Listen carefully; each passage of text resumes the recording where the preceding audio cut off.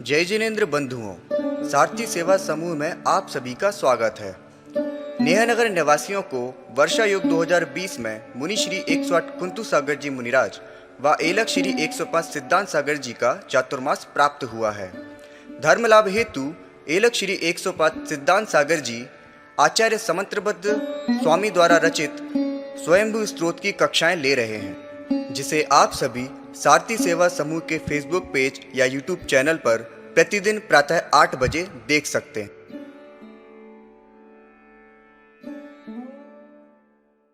नमः सिद्धेभ्यः। ओम नमः सिद्धेभ्यः। नमो अरिहन्ताणं नमो सिद्धानं नमो आयर्यानं नमो वज्झायानं नमो लोये सवसाहुनं। एसो पंचनमो यारो सवपावपणासिनो मंगलानं चे सवेशिं परमं हवेयि मंगलम्।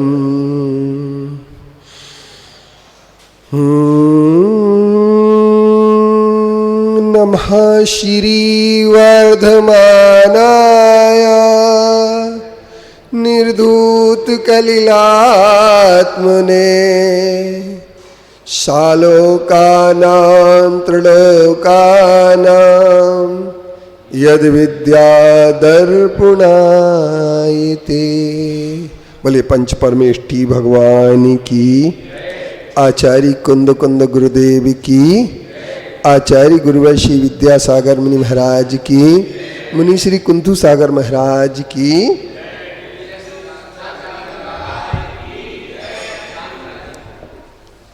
आज हम 199 पेज पर पहले पाठ करेंगे और आज हमारा पाठ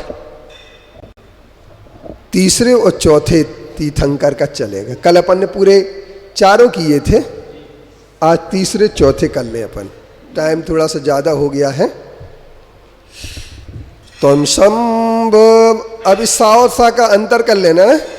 तम संभवा संभवतस रोगई संतप मानस जनस लोके आसीरिया कस्मिकेव वैद्यो वैद्यो।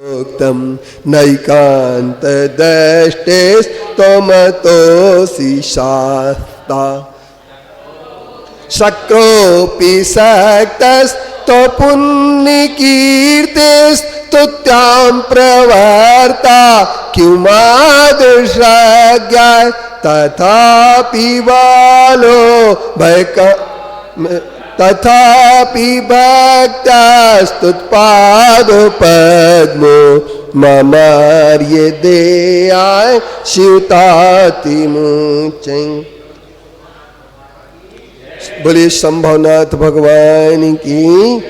गुणाभिनंदा दविनंदनो भवन दयावदुं शांति सखीमसि श्रियत समाधितन्तस तदपोपपत्ते द्वयेन नई ग्रंथ गुणेन चायुजत अचेतने तत्कृत वंद जे पीछे ममेदुमित्या विनिवेश कग्रहात् प्रगृह्यते नाम।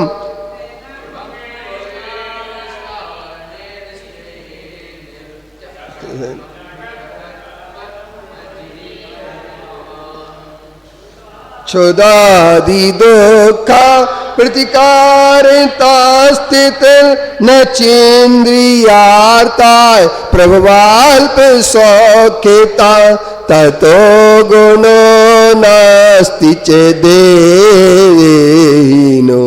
रीति तम भगवान विजेज्ञपन तिलोलो पुनुबंध दोष तो भयाद कार्ये विना प्रवर्तते इहापमोत्रापनुबंध दोषवित् कथम सुखे संसजतीति चब्रवीत सचानुबंधोस जनस्य लोके जनस्य तापकृत तृषो विवृद्धि सुक्तो न चस्थिति इति प्रबोलो केतं यतो मतम ततो भवाने गति सताम। इस तरीके से पांचवा वाला पढ़ा रहा है ना, अभी पढ़ाना है। सचानुबंधोस जनस्य लोके आसीरिहाकस्मिक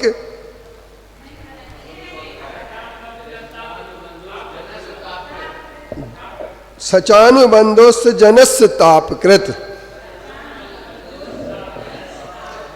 तुषो विवृद्धि सुखतो न चास्तिति इति प्रभोलोक हितम यतो मतम ततो भवानेव गति सताम मता। फिर से सचानुबंधस्य जनस्य तापकृत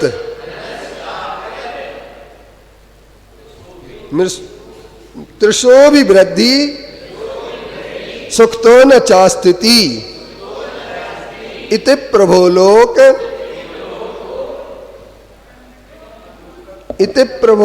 हितम यतो मतम ततो भवानेव गति सताम मता। सचानुबंधस जनस्य लोके दस जनस्य तापकृत तृषो विवृद्धि सुखतो न चास्तिति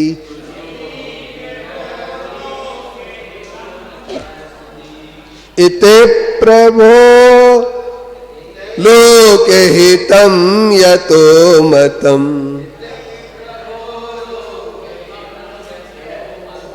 ततो भवानेव गति सताम मता।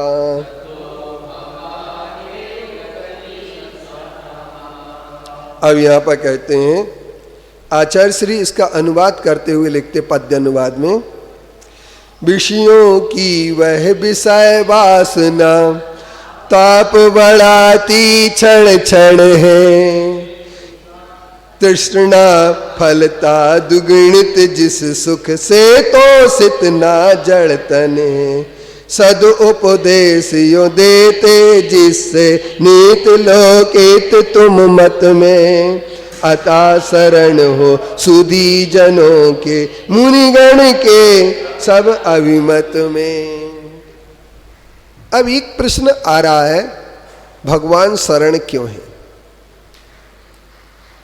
ये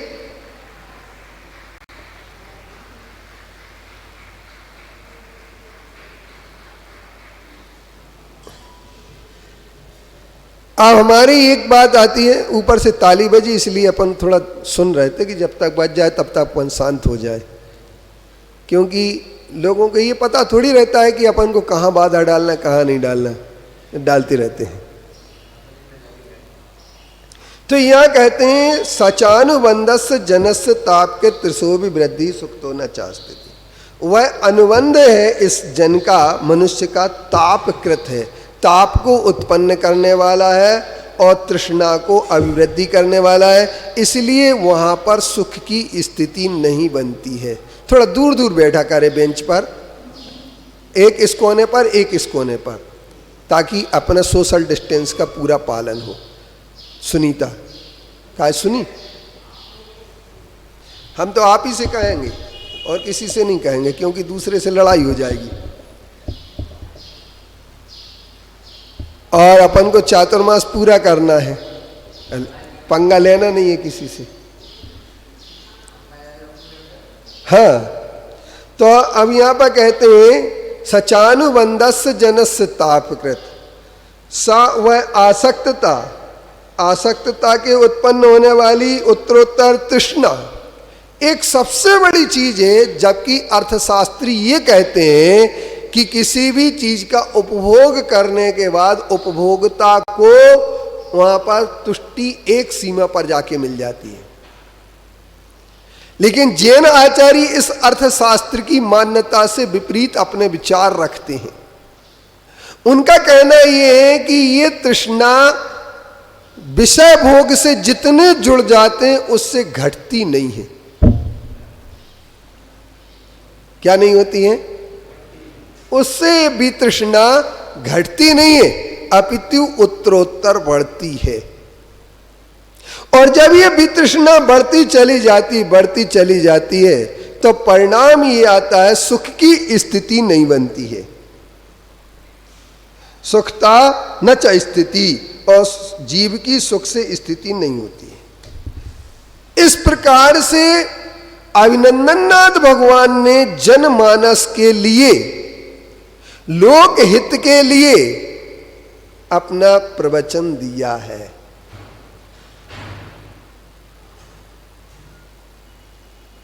क्या दिया? किस हित के लिए? लोकहित के लिए दिया। और लोकहित के लिए क्यों दिया? क्योंकि लोकहित जो होता है संसार के प्राणियों को, बहुत सारे लोग कहते हैं महाराज जी आप ऐसा प्रवचन किया करें जिससे सब प्राणियों का भला हो। लेकिन मेरी समझ से कोई भी ऐसा साधु, कोई भी ऐसा तीर्थंकर, कोई भी ऐसा अरिहंत, कोई भी ऐसा उपदेश दाता नहीं हुआ जिसने लोकहित के लिए उपदेश न दिया हो। लेकिन लोकहित होता किससे है? तो बहुत सारे लोग, जरा मेरी बात को जरा ध्यान से सुन लेना, मैं किसी की बुराई नहीं कर रहा हूं, मगर इसमें लगेगा आपको कि बुराई की जा रही है। बहुत सारे जो झाड़ा फूंकी, मंत्र तंत्र नहीं समझ, ज्योतिष वैदिक आदि करते हैं साधु बनने के बाद, दिगंबर साधु बनने के बाद भी उनके शिष्य, उनके समर्थक लोग एक बात का तर्क देते हैं कि ये जन कल्याण के लिए किया जा रहा है। तो मेरा तर्क ये है, क्या तीर्थंकरों ने जन कल्याण के लिए कुछ नहीं किया? आचार्य विद्यासागर जी, आचार्य विद्यासागर जी आचार्य हैं, है ना अभय कुमार जी, और वे मंत्र तंत्र झाड़ा फूंकी आदि नहीं करते हैं। करते क्या अनिल भैया? नहीं करते ना। तो वो जन कल्याण के लिए कुछ नहीं कर रहे क्या? तो जन कल्याण कैसे होगा? एक मुझे बात याद आ रही है कि एक आचार्य ने आशीर्वाद दिया 2 लोगों के लिए, विजयी भव। जैसे मान लीजिए अनिल की और नीलेश का झगड़ा हो जाए, जायदाद पर लेकर के, फ्लैट पर लेकर के, किसी भी चीज पर। अनिल हमारे पास आए, अनिल तो मेरे अच्छे व्यक्ति हैं, और एक महाराज जी हमें आशीर्वाद दो हम केस जीत जाए, तो हम क्या देंगे आशीर्वाद? सुनो तो सही, अब हमने दे दिया अनिल जी को आशीर्वाद जीतने का, फिर नीलेश आए, अब ये भी तो हमारे बहुत अच्छे शिष्यों में से हैं, हमने इनको भी दे दिया जीतने का आशीर्वाद। अब जीतेंगे दोनों नहीं, जीतेगा तो कोई एक। अब मेरे आशीर्वाद का क्या होगा? अब विचार करना। तो जन कल्याण कहां से होना है? लोक का कल्याण, लोक का हित कहां से होना है? तो लोक का हित जो है ना, वो यहां से नहीं होना है भैया, जहां से तुम लोग सोच रहे हो। लोक का हित तो सच्ची बात से होना है। 5 इंद्रिय के विषय सुख से जितना प्राणी को बचाया जाएगा, उतना उसका हित होने वाला है। अच्छा एक बात बताओ, कोरोना फैला, अच्छी सरकार कौन सी होती व्यापारियों के लिए, कारोबारियों के लिए? जो दुकान खुलवाए। अब एक बात हमें समझ में नहीं आ रही है कि जो हित बताए, डॉक्टर दवाई देते हैं, मीठी दवाई देने वाले भी होते हैं, कड़वी दवाई। हम जब बचपन में थे तो एक कलूट डॉक्टर था। कौन सा डॉक्टर? कलूट डॉक्टर। उसकी दवाई बहुत अच्छी लगती थी अपन को, क्योंकि वो हमेशा मीठे शरबत देता था। नहीं है समझिए। और एक डॉक्टर शिखरचंद जी थे, वो कौन सी दवाई देते थे? तो उनकी इनके यहाँ नहीं ले चलो, हमें वहीं ले चलो, भले दूर बस स्टैंड ले चलो, आराम वहीं लगेगा। तात्पर्य ये है कि हर आदमी मीठा मीठा गप गप और कड़वा कड़वा थुथु, इसकी ओर चल रहा है। आज आप अगर किसी के भी भले बनना चाहते हो तो उसके अनुसार बोलो, आप सबके भले हैं, और अगर किसी के अनुसार नहीं बोले तो आप बुरे हैं। मगर कोई बुरा कहो या अच्छा, लक्ष्मी आवे या जावे, लाखों वर्षों तक जीऊं या मृत्यु आज ही आ जावे, अथवा कोई कैसा भी। दूर दूर बैठिए बहन जी, आपको समझ में नहीं आता सोशल डिस्टेंस से बैठने के लिए? क्या अध्यक्ष डंडा लेके खड़ा रहेगा क्या समाज का? बैठ गई पास में बात करने, चलो इधर आ जाओ, जल्दी फटाफट में बात करने बैठी थी वहां। अब तो इनके लिए तो हम बुरे हो गए ना, बात करने से रोका। अब बात करने से नहीं रोकते और कहते बातचीत करते रहो, तो कितने अच्छे महाराज जी हैं। ध्यान रखना है इस बात का, हर आदमी के पास 5 इंद्रिय के विषयों के सुख की अभिलाषा है, लेकिन आचार्य कह रहे हैं ये अभिलाषा निरंतर आपको ताप उत्पन्न करने वाली है, तृष्णा उत्तरोत्तर बढ़ाने वाली है, ये घटाने वाली नहीं। इसलिए आचार्य जी ने एक जगह लिखा है, लक्ष्मी मिले मिलन हो, हर मम हो विवाह, हे मूल को विषय की दिन रैन चाह, पे साधु किंतु सुख ना पर में बताते, क्या नीर के मथन से नवनीत पाते? क्या नीर के मथन से नवनीत पाते? ये बताइए, पानी के मथने से क्या कभी मक्खन मिलेगा? अब त्याग करना है या भोग करना है? नहीं, त्याग कराने वाला हमेशा अच्छा नहीं माना जाता। भैया महाराज जी के पास मत जाओ, वे नियम दे देते। अगर मान लीजिए कि कोई सिगरेट पीता हो, महाराज जी ये कहते सिगरेट पीने वाले से आहार नहीं लेंगे, तो लोग क्या कहते मालूम? अरे आज के ज़माने में ऐसे चलेगा? अब महाराज जी तो पुराने जमाने वाली बातें कर रहे हैं। Gold is old, gold is old, कि old is gold, old is gold, है ना। तो old is gold, gold is old नहीं। तो हम लोग ओल्ड इज गोल्ड ना बोल करके गोल्ड इज ओल्ड, सोना ही पुराना है। और कौन सा सोना? किसी भी आदमी को आप अगर मान लीजिए कोई आपसे ये कहे कि यार हमें जगह देना, हम भी शौच में चला करेंगे,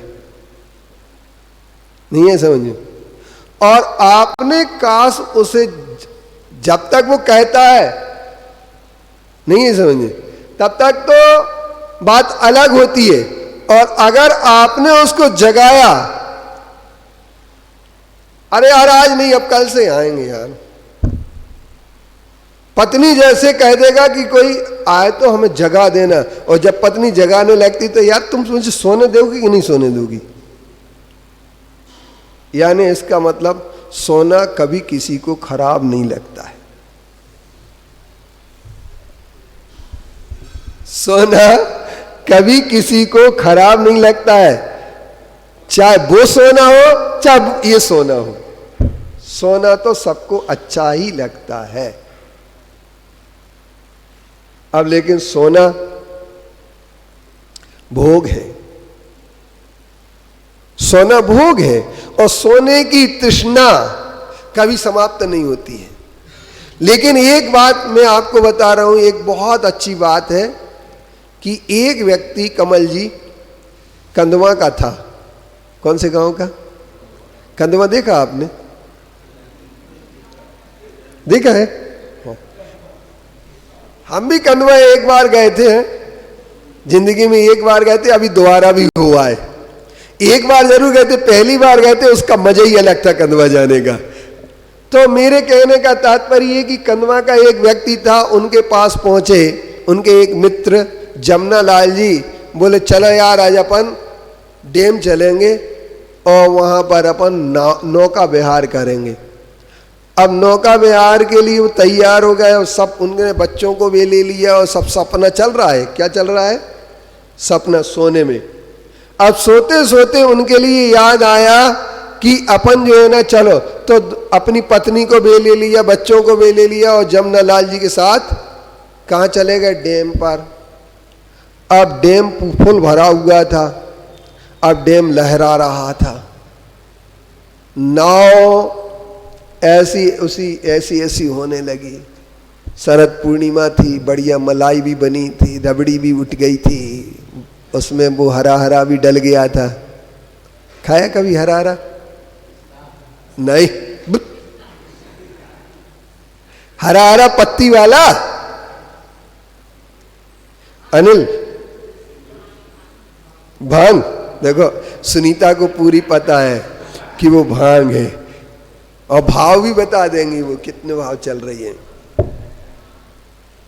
अब वो भांग भी डल गई और उठ भी गई, और बढ़िया अब नाव होने लगी। तो नाविक बोला भैया मैं तो जा रहा हूं, ये नाव डूबेगी। वो कूद गया,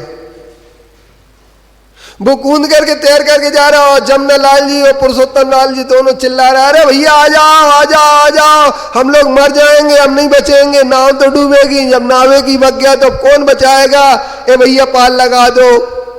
वे दोनों पूरे के पूरे लोग रो रहे हैं। कहाँ रो रहे हैं? नाव में। किस में रो रहे हैं? सपने में। किस में रो रहे हैं? राकेश, किस में रो रहे हैं? सपने में रो रहे हैं सब। अब वो दुखी हैं कि सुखी?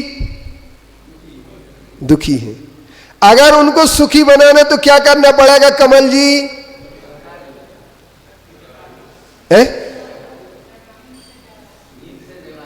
नींद से जगा। सब लोग सहमत है ना? जगा दे, लेकिन सतगुरु दे जगाए, मोह नींद जब उपसमय, तब कछु बने उपाय, कर्म चोर आवत रुके। अब अगर जगाते हैं तो झगड़ा है, कि सोने वाला जो ये कह दे कि सो जा बेटा, वो सबसे अच्छा होता है, और जो जग जाओ बेटा जगते रहो वो सबसे खराब होता है। जो मीठा मीठा खिलाए वो सबसे अच्छा होता, भले डायबिटीज हो। या किसी को डायबिटीज है क्या? कोई ऐसा है जिसको डायबिटीज है? एक भी नहीं है। आपको कहां से हो गई? आपने डॉक्टर साहब की बात मान ली और डायबिटीज हो गई? अरे यार, क्यों आपकी बात मानी ना? हर आदमी को, अभी हमारे पास एक कटिंग है बहुत अच्छी, रोज 6 रसों का सेवन करना चाहिए। 60 रस मिश्रित भोजन से यह भूख न मेरी शांत हुई। 6 रस में कौन कौन से रस आते हैं? खट्टा, मीठा, कड़वा, कसायला, चरपरा। 5 हो गए ना। और एक और होता है, उसमें सब कुछ होता है। अब मीठा तो हर आदमी खाते हैं, कड़वा कौन कौन खाता? हाथ उठाओ। कौन सा खाती चीज कड़वी रोज? अभी खा रहा है।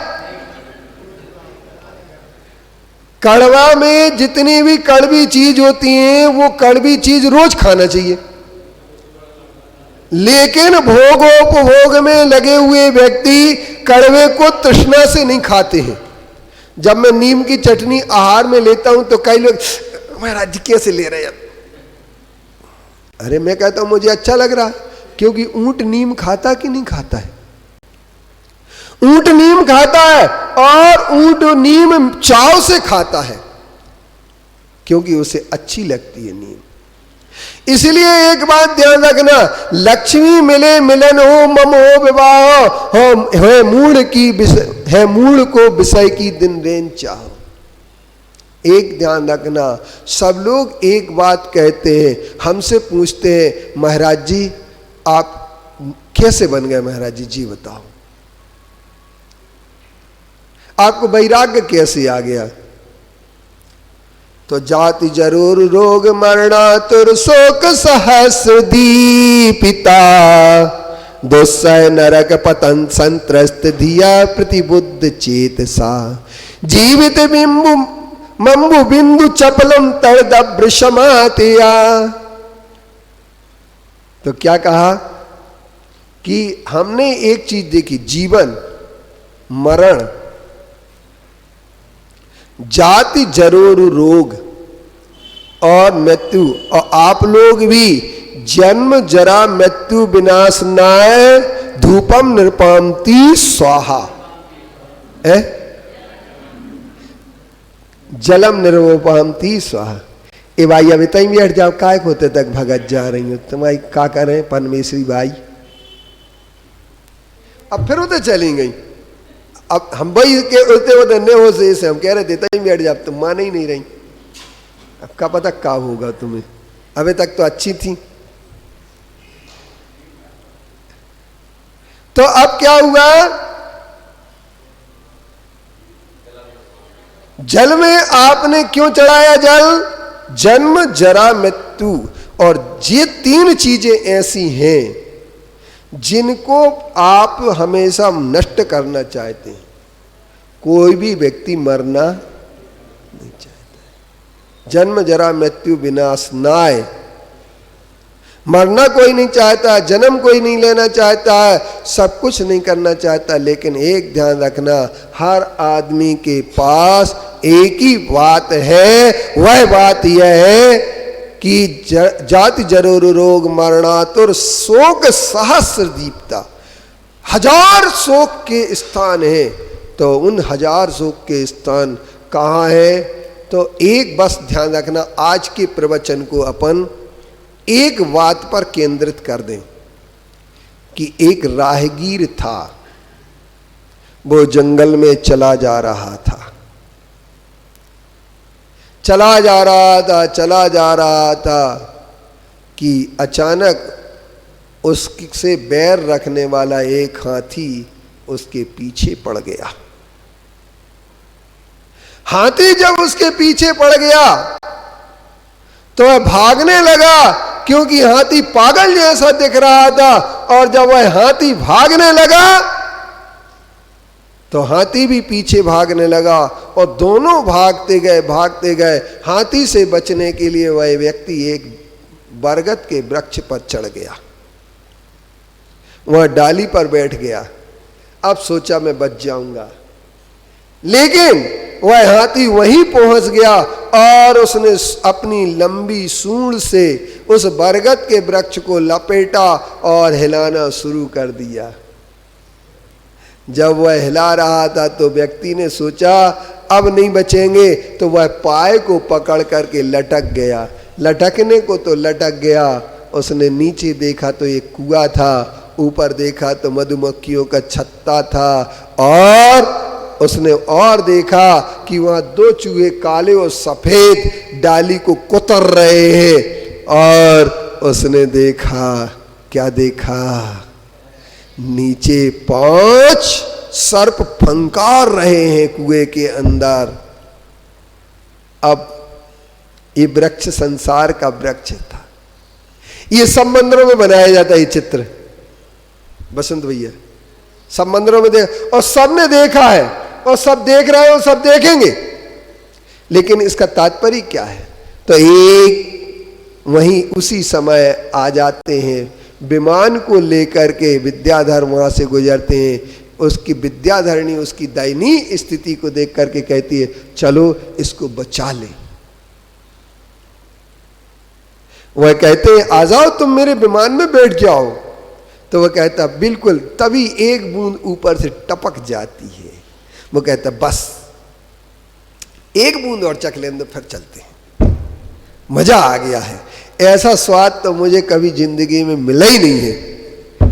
स्वाद लेता है और स्वाद लेते ही वह क्या होगा वो सब जानते हैं। इसी तरीके से आप लोग भी समझ लीजिए, परिवार रूपी मधुमक्खी और काल रूपी हाथी, मृत्यु रूपी हाथी, और रात दिन रूपी चूहे आपकी जीवन की डाली को कुतर रहे हैं। और नीचे कुएं हैं, उस कुआं में कौन है?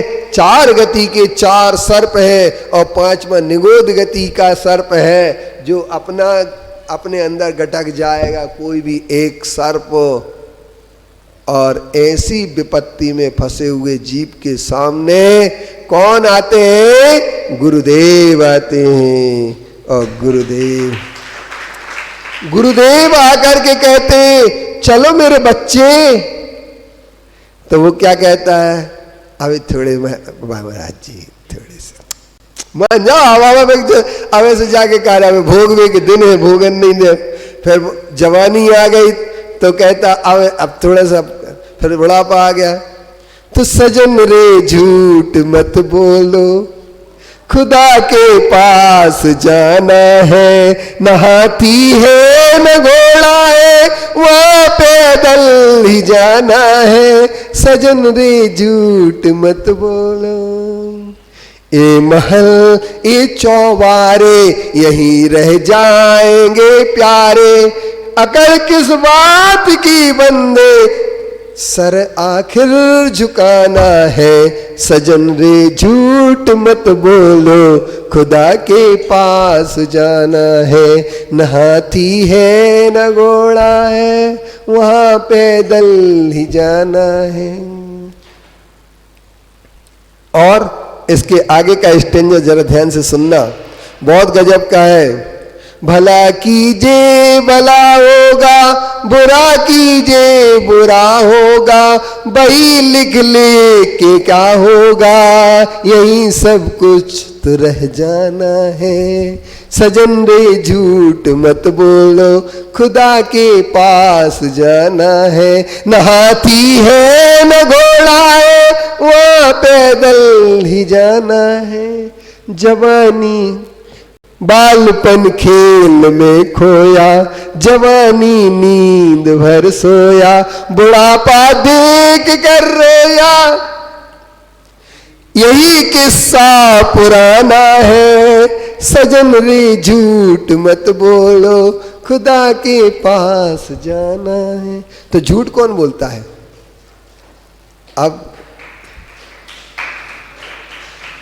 अब देखो, अब सजन से सजनी कहती है, सजन से सजनी कहती है कि झूठ मत बोलो, पाप मत करो, भोगों में लिप्त मत हो, क्योंकि यहां पर कोई भी, ये महल, ये चौबारे यहीं रह जाएंगे प्यारे। अकड़ किस बात की बंदी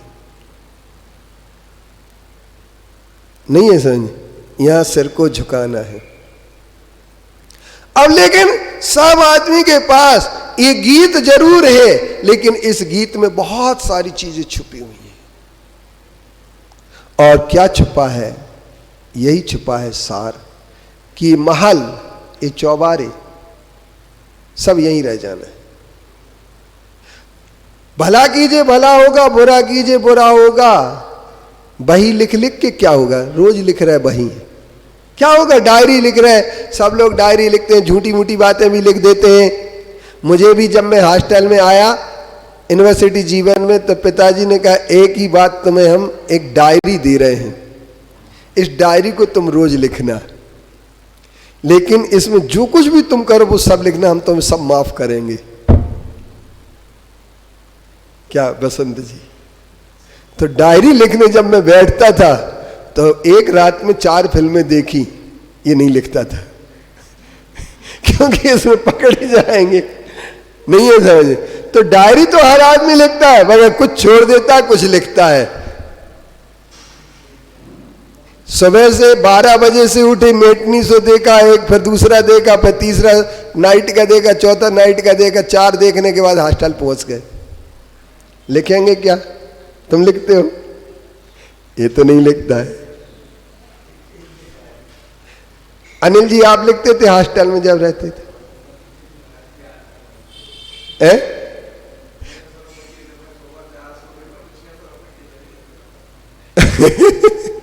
तो मेरे कहने का तात्पर्य है, हर आदमी जो है ना, अगर अपनी डायरी जीवन की सही लिखना शुरू कर दे, कि उस डायरी को कोई भी देख ले, उसे छुपाना न पड़े, तो भोगों की मनसा से जब आदमी जीवन शुरू करता है, तो भोग उसके भोगते भोगते क्या होता है? वह भोग को भोग बना डाला, भोगों को भोग बना डाला।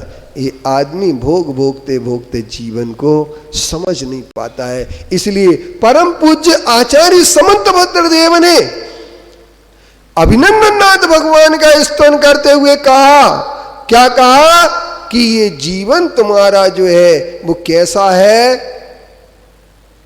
ये जीवन तुम्हारा जो है बहुत अनमोल है, ये शाश्वत है, और भोगों की वितृष्णा बढ़ाते बढ़ाते बढ़ाते बढ़ाते आप संताप और तृष्णा को प्राप्त करेंगे। लेकिन लोक हित की बात, कल्याणकारी बात यह है कि भोगों को छोड़ दो।